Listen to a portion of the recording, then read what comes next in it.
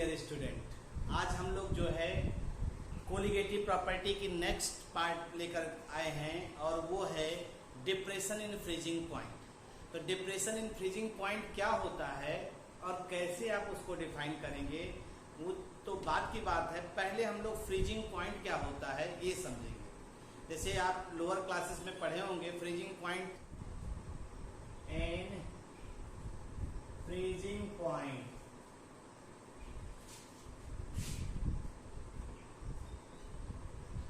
Depression in freezing point पढ़ने चल रहे हैं और ये आपका जो है क्या है कोलिगेटिव प्रॉपर्टी होता है, ये मालूम है। इसको आप देखिए तो आज हम लोग इसी को चर्चा करेंगे।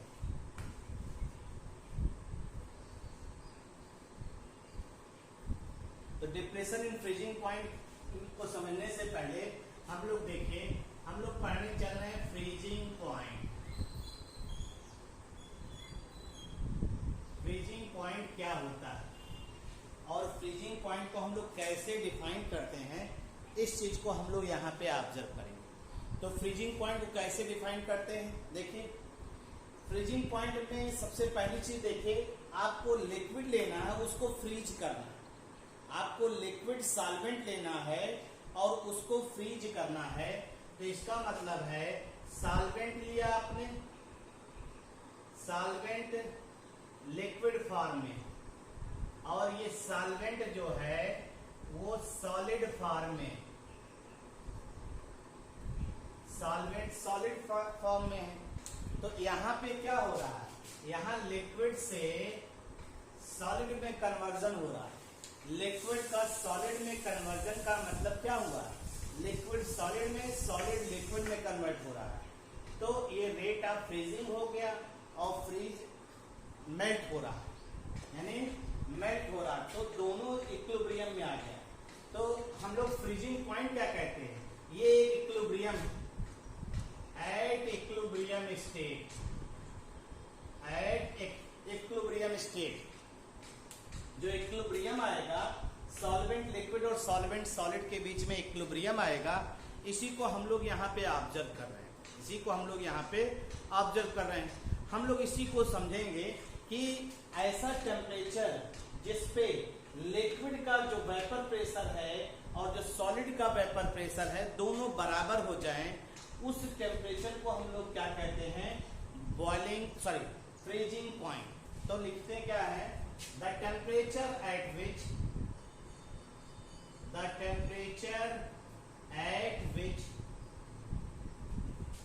Vapour pressure of liquid becomes equal to the vapor pressure of solid, vapor pressure of solid, the temperature at which the vapor pressure of liquid, जो लिक्विड का वेपर प्रेशर होगा और जो सॉलिड का वेपर प्रेशर होगा, दोनों एक दूसरे के बराबर जिस टेम्परेचर पे हो जाएंगे उस टेम्परेचर पे ये इक्विलिब्रियम एस्टैब्लिश हो जाएगा और वही पॉइंट क्या कहलाएगा, called freezing point, called freezing point. ठीक है, freezing point of that liquid,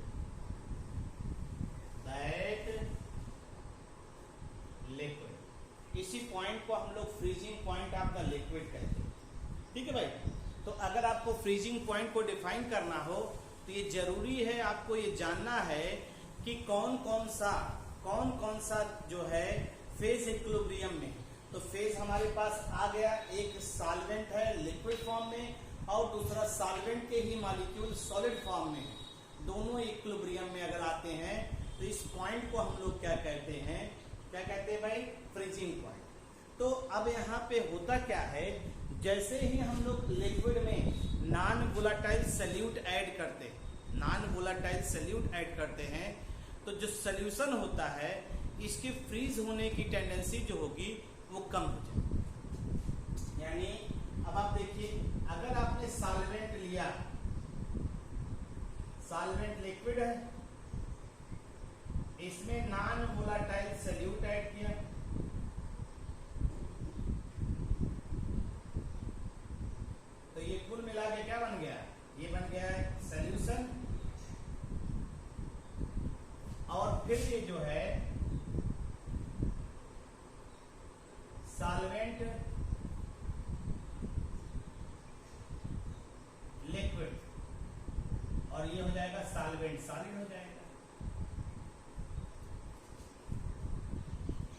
अब आपका जो है क्या होगा, सॉल्वेंट सॉलिड से जो मॉलिक्यूल सॉल्वेंट लिक्विड, यानी अब ये इक्विलिब्रियम आपका क्या हो जाएगा, ये वाला इक्विलिब्रियम डिस्टर्ब हो जाएगा,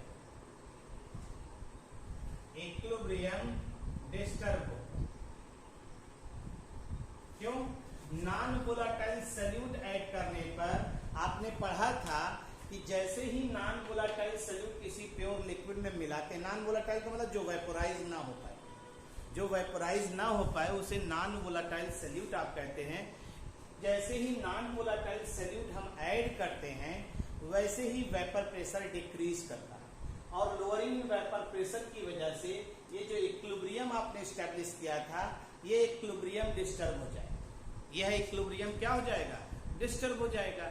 और जब इक्विलिब्रियम डिस्टर्ब हो जाएगा तो हमें फिर से इस इक्विलिब्रियम को लाने के लिए क्या करना पड़ेगा, टेम्परेचर को चेंज करना पड़ेगा, यानी टेम्परेचर ऑफ सॉल्यूशन चेंज करना पड़ेगा। यानी हमें क्या करना पड़ेगा कि जो फ्रीजिंग पॉइंट है सॉल्वेंट की और लिक्विड का, वो दोनों को कंपेयर करना पड़ेगा एक दूसरे से और देखना पड़ेगा। तो इसको समझने के लिए थोड़ा सा हम एक ग्राफ की सहायता से आपको समझाने का प्रयास करते हैं, और वो ग्राफ जो है जो आपके लेवल पे बहुत इंपॉर्टेंट भी है और जिसको आपको समझना भी। तो आइए देखते हैं, हमारे ख्याल से,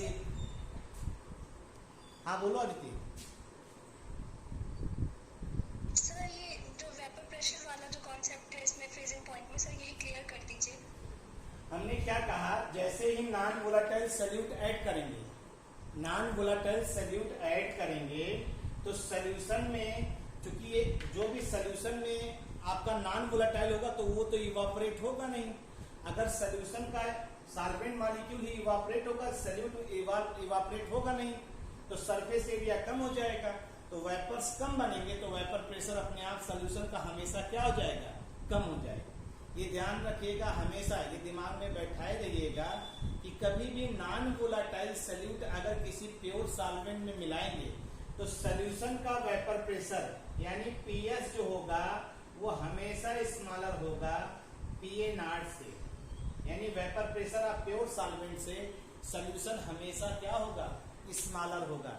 इस बात को आप ध्यान रखिएगा, इस चीज को आप देख भी सकते हैं और समझ भी सकते हैं, ठीक है। तो जैसे इसमें मिलाएंगे, पता है, हाँ सर डेफिनेशन कह रहे हैं जो the temperature at which vapour pressure of liquid becomes equal to the vapour pressure of solid, sir ये पूछ रहा है, ये वाला कॉन्सेप्ट। हाँ, तभी उसी को ग्राफ के जरिए आपको दिखा रहे हैं, ग्राफ से ही क्लियर होगा वो, जब ग्राफ बनाएंगे तभी दिखाई देगा। Okay sir.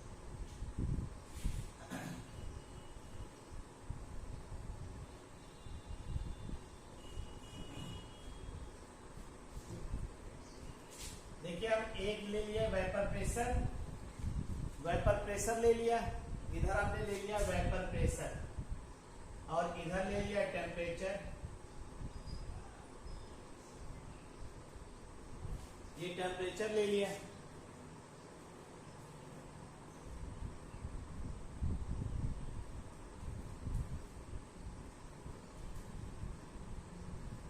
और हम एक पॉइंट ले लेते हैं यहीं पे, ये और ये ग्राफ बना रहे हैं ऐसे।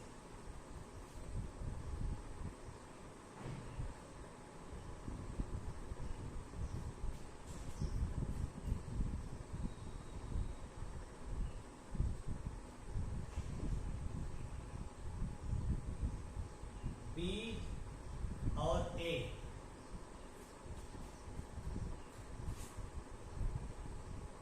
ये हो गया, ये सी,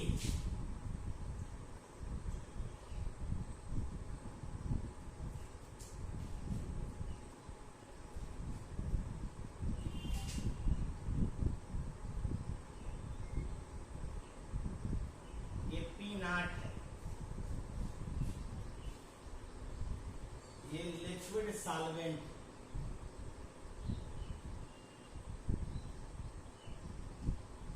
ये लिक्विड सॉल्वेंट है, ये आपका सॉलिड सॉल्वेंट है, ये सॉलिड सॉल्वेंट है,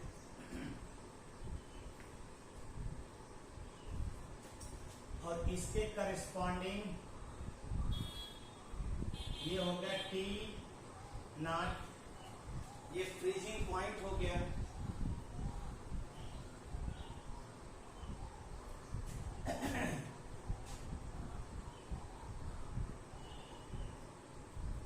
ठीक है भाई। और दूसरा ग्राफ जो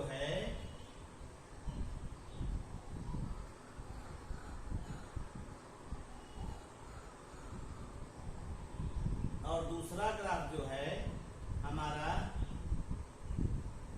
ऐसे चल रहा है। ये हमारा जो है ये सॉल्यूशन का है, सॉल्यूशन का है। और इसी को ला करके आगे मिला देते हैं, इसी को ला करके आगे मिला देते हैं।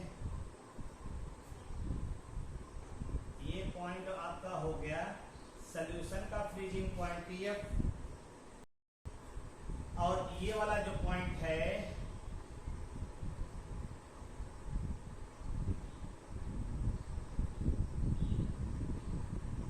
ये आपका हो गया PS, ये हो गया PS, और ये आपका हो गया P, ये वाला पॉइंट P हो गया, ध्यान दीजिएगा।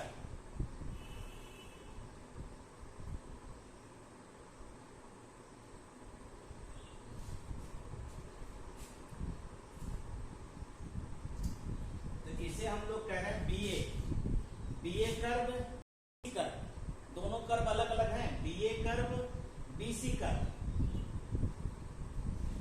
और ये पॉइंट क्या है? ये पॉइंट है F, और ये है आपका D। ये कर्व आपको मालूम होना चाहिए भाई।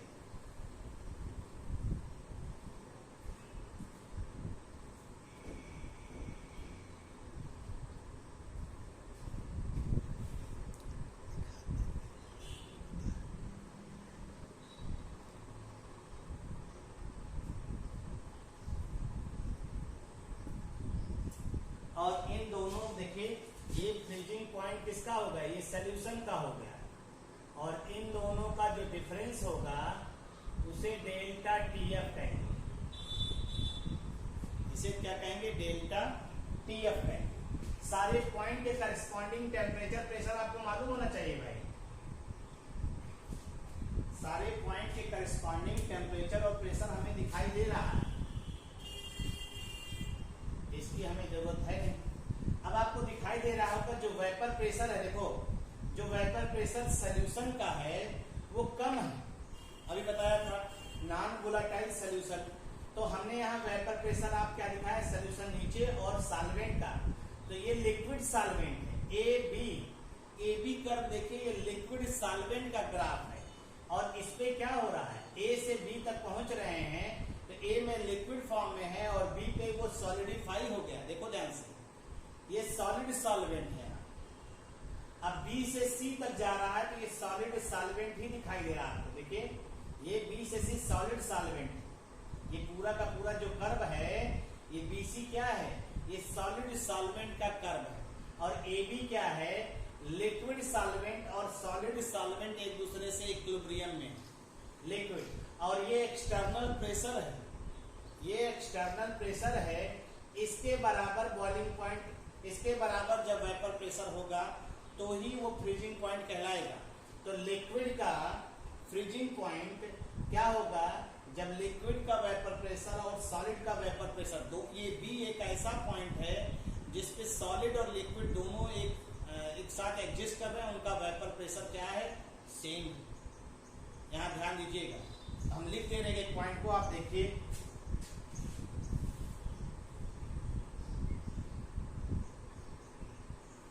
देखिए from the graph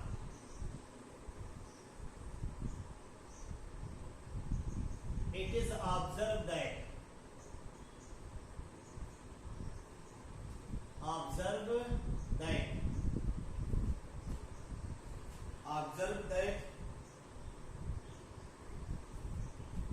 freezing point of solution is always less than freezing point of pure solvent, ठीक है, फ्रीजिंग पॉइंट ऑफ, ठीक। और ये क्या है, due to lowering in vapour pressure, ये क्यों होता है, it is due to lowering in vapour pressure. Vapour pressure में लोअरिंग होने की वजह से आप देख रहे हैं, तो फ्रीजिंग पॉइंट जो है, देखिए ध्यान से, फ्रीजिंग पॉइंट ऑफ सोल्यूशन जो है वो लेस है freezing point of pure solvent से। ये आपने ग्राफ के जरिए बताया। अब ऐसा क्यों हो रहा है, सोल्यूशन का वेपर प्रेशर कम हुआ है और सॉल्वेंट का वेपर प्रेशर क्या है, ज्यादा है, ठीक।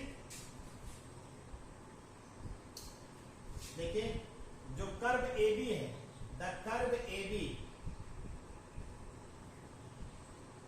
is for pure liquid solvent,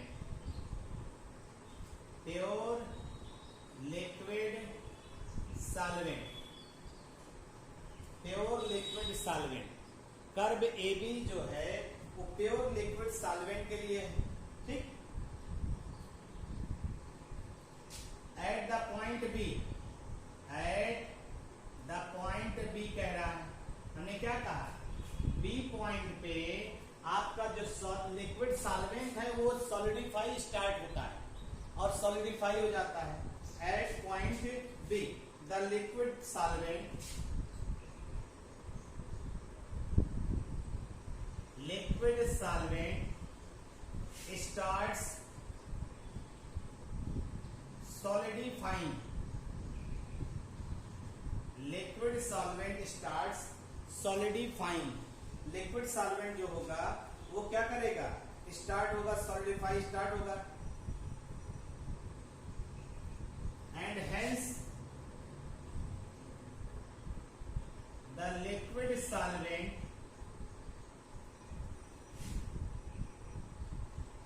liquid solvent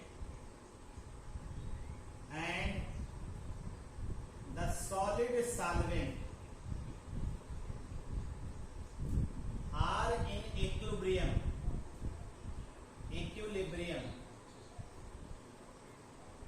अब देखिए इस B पॉइंट पे सॉलिड और लिक्विड दोनों इक्विलिब्रियम में आ जाएंगे B पॉइंट पे, और यही क्या कहलाएगा, यही कहलाएगा freezing point of pure solvent. यही क्या कहलाएगा, freezing point of pure solvent कहलाएगा। तो आपने T0 लिया है और T0 क्या है, freezing point of pure solvent है, ये ध्यान दीजिएगा।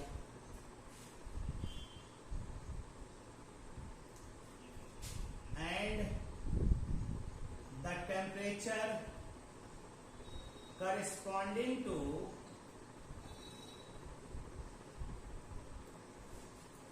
Point B is called freezing point of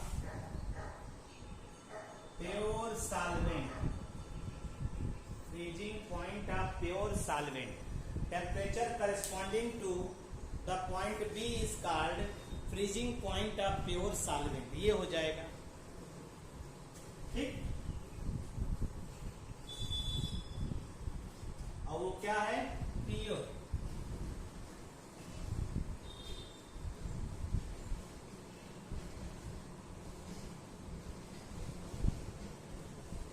जब सारा का सारा लिक्विड सॉल्वेंट, ध्यान दीजिएगा, अभी तो कर्व ऐसे चलना चाहिए था ना, ऐसे देखिए, ये ऐसे चलना चाहिए था। जब सारा का सारा लिक्विड सॉल्वेंट सॉलिडिफाई हो जाएगा तो B के नीचे आप देखिए जो कर्व है वो थोड़ा चेंज हो रहा है। B के नीचे चलने पर जो कर्व है इसका वो चेंज हो रहा है, यानी whole of the liquid solvent when solidify at point B, then beyond the B point the curve BC are changes, curve BC are changes, इसको भी लिख देते हैं।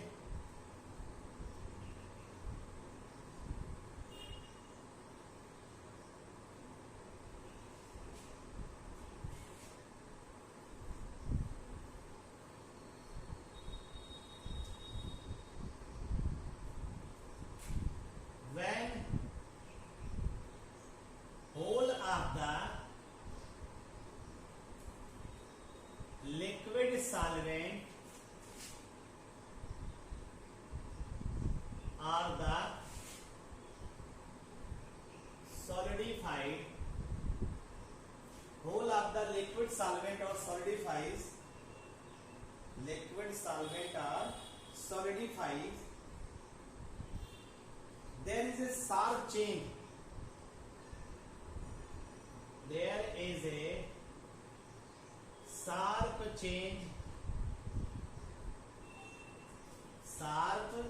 change in the vapor pressure temperature curve in the vapor pressure temperature curve vapor pressure temperature curve vapor pressure temperature curve में थोड़ा सा change आएगा beyond the point B beyond the point B आप देखिए हमने क्या कहा जब सारा का सारा सॉल्वेंट बी तक पहुंचते पहुंचते सॉलिडिफाई हो जाएगा तो आप देखिए जो आपका ये कर्व था ये कर्व अगर बढ़ता तो ये ऐसे जाता देखो ऐसे जाता ये ऐसे जाता लेकिन यहां से यहां तक का कर्व जो है वो थोड़ा सा शार्प चेंज हो रहा है बी के नीचे चलने पर तो हमने यही लिखा है when whole of the liquid solvent और the solidifies there is a sharp change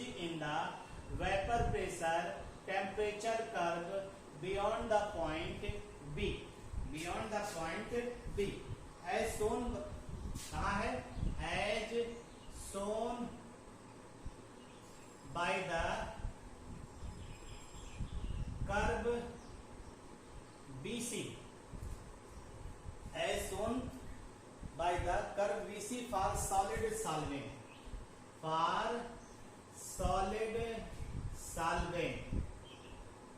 ये सॉलिड सॉल्वेंट के लिए कर्व BC है भाई सॉलिड सॉल्वेंट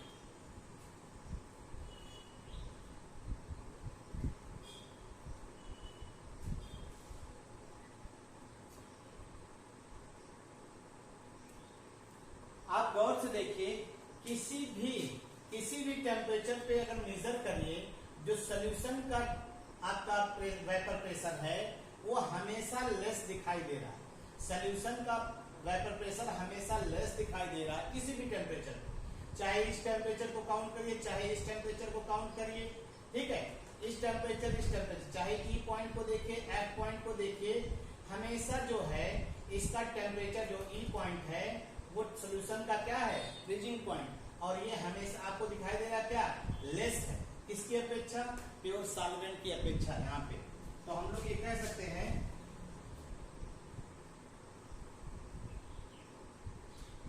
एज कूलिंग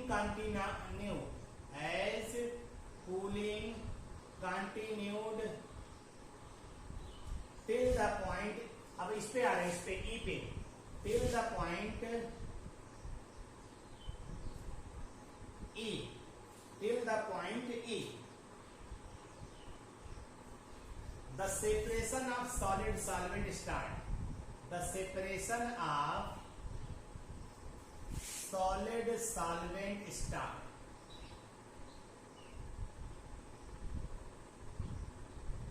मतलब यहाँ पे जैसे ही आप इस सॉलिड कर्व को दिखा रहे हैं यहाँ पे तो लिक्विड और सॉल्वेंट दोनों थे लिक्विड और सॉलिड दोनों था अब इसके आगे चल रहे हैं तो ज्यादातर क्या हो रहा है फ्रीजिंग पॉइंट घट रहा है भाई यहाँ पे प्योर सॉल्वेंट का फ्रीजिंग पॉइंट है अब इसके आगे चल रहे हैं कर्व में तो धीरे धीरे जो सॉल्वेंट है वो सॉलिडिफाई होकर के सेपरेट आउट हो रहा अलग हो रहा तो आपने कहा as cooling continue till the point E यानी इस पॉइंट तक आ रहे हैं the separation of solid solvent starts यानी सॉलिड सॉल्वेंट यहाँ से धीरे धीरे निकलना शुरू कर रहे हैं सॉलिड सॉल्वेंट धीरे धीरे यहाँ से निकलना शुरू करेंगे और सॉलिड का कंसंट्रेशन क्या होगा धीरे धीरे आपका रिड्यूस होता जाएगा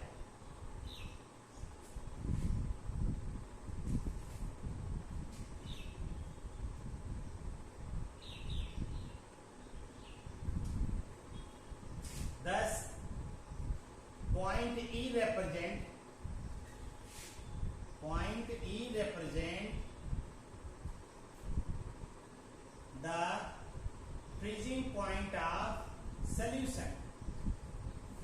point of solution. Point E represent the freezing point of the solution, जिसे आप कहते हैं PS, जिसे आप क्या कह रहे हैं PS, ठीक। और we know that TS is always less than T naught, ये दिखाई देगा, TS is always less than T, इसको TS कर दे रहे हैं ज्यादा सही, TS is always less than T naught। तो अब आप देखिए तो डिक्रीज कितना होगा, तो यहाँ पे डेल्टा TF यानी इसे क्या कहेंगे T naught माइनस TS, इसी को कहेंगे डिप्रेशन इन फ्रीजिंग पॉइंट, इसी को हम लोग क्या कहेंगे डिप्रेशन इन फ्रीजिंग पॉइंट।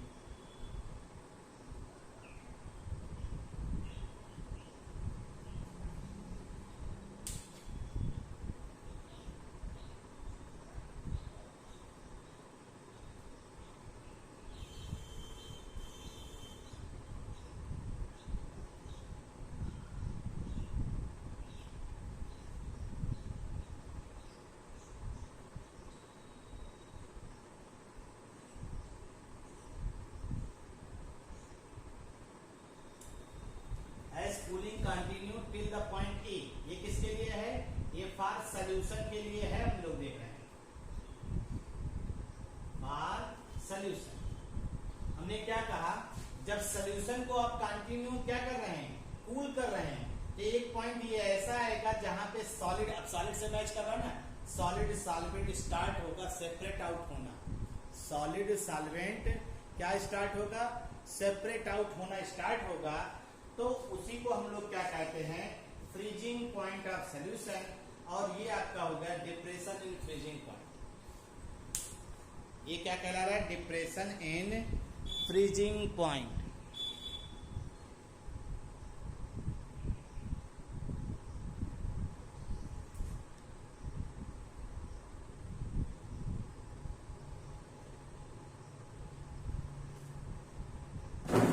ठीक है भाई, अगर हम इसी को ध्यान दें, हम लोग को क्या प्रूफ करना है, इसमें एक चीज जैसे वहां प्रूफ किया था वही चीज यहां पर भी प्रूफ करना है। क्या प्रूफ करना है, हम लोग पढ़ना है delta TF is equal to KF into M। अभी आपने वहां पढ़ा था delta TB is equal to KB into M, ये पढ़ा हुआ ना, ये पढ़ा हुआ था। तो यहाँ पे आपको डेल्टा TB की जगह डेल्टा TF यूज करना है, KB की जगह KF यूज करना है। M वही चीज है मोलैलिटी, M क्या है मोलैलिटी है, जिसको आप ऑब्जर्व किए।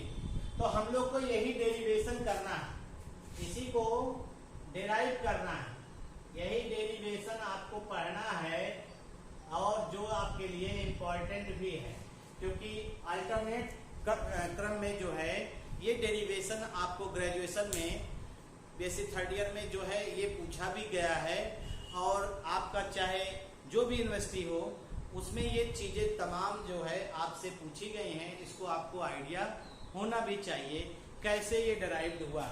यहाँ पे KF को हम लोग इसे यहाँ पे कहते हैं इसे मोलर एलिवेशन कांस्टेंट, इसे कहते हैं मोलर डिप्रेशन कांस्टेंट, इसे हम लोग क्या कहते हैं मोलर डिप्रेशन कांस्टेंट कहते हैं। ये चीज आपको ध्यान देना है, मोलर डिप्रेशन कांस्टेंट कहते हैं। और आपको ये भी ध्यान रखना डेरिवेशन के दौरान, ये इसके करस्पॉन्डिंग प्रेशर क्या है, इसके करस्पॉन्डिंग प्रेशर क्या है, इसके करस्पॉन्डिंग टेम्परेचर क्या है, इसके करस्पॉन्डिंग टेम्परेचर क्या है, इसके करस्पॉन्डिंग प्रेशर क्या है, इसकी करस्पॉन्डिंग टेम्परेचर क्या है। यानी जब BC लेंगे, ध्यान दीजिएगा, जब BC लेंगे तो BC के करस्पॉन्डिंग, और जब EF लेंगे तो EF के करस्पॉन्डिंग हमें मालूम होना चाहिए टेम्परेचर और प्रेशर क्या है।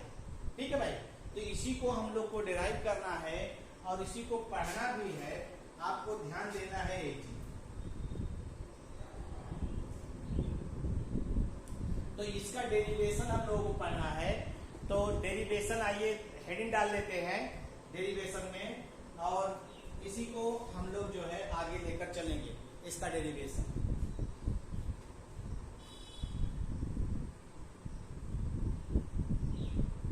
ये ग्राफ आपको आना चाहिए भाई, इसी की जरूरत पड़ेगी। तो हम लोग पढ़ने चल रहे हैं थर्मोडायनेमिक डेरिवेशन ऑफ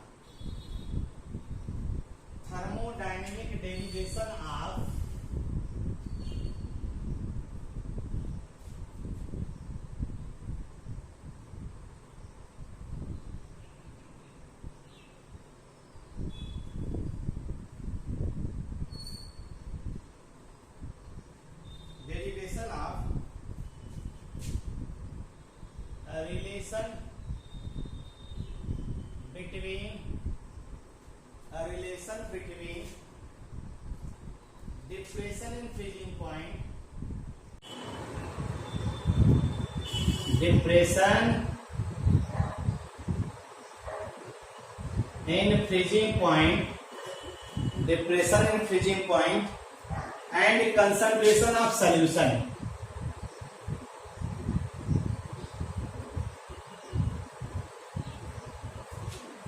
ये आपको आना चाहिए, ये बहुत इंपॉर्टेंट है। अंसाल देखेंगे उसमें क्वेश्चन आपको अल्टरनेट क्रम में दिखा है, अल्टरनेट क्रम में ये आपको दिखाई देगा, ठीक है भाई। और हमने आपको बताया था can be derived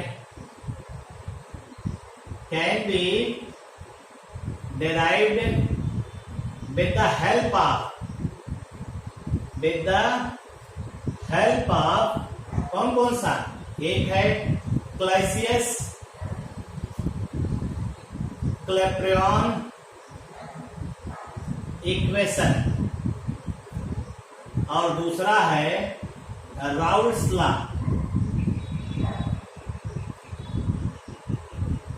क्लैसियस Clapeyron equation और राउल्स लॉ का इस्तेमाल करके इस डेरिवेशन को हम लोगों को करना है, ठीक है। तो हमने बताया है ये डेरिवेशन जो है आपको पूरा एक टर्म लेता है।